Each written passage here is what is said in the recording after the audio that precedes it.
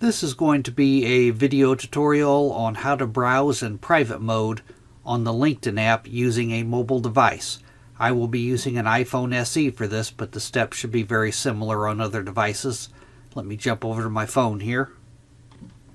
Okay, I got my phone opened up now, and I'm on the LinkedIn app. To browse privately on the LinkedIn app, first thing you need to do is tap on your profile icon in the upper left-hand corner. Then you will tap on Settings.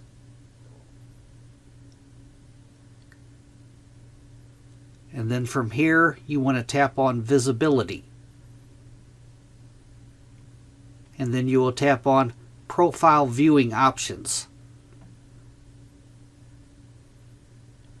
And then here it gives you three choices. The very first choice is you're not private at all. If you tap on somebody's profile, it will tell them exactly who you were. The middle option here, it will not tell them exactly who you are, but it'll give them an idea of what you do. The third option is private mode. It'll give them no information about who you are. So if you want to browse in private mode, you'll tap on that third option there.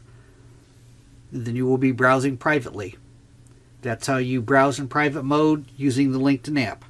Thanks for watching.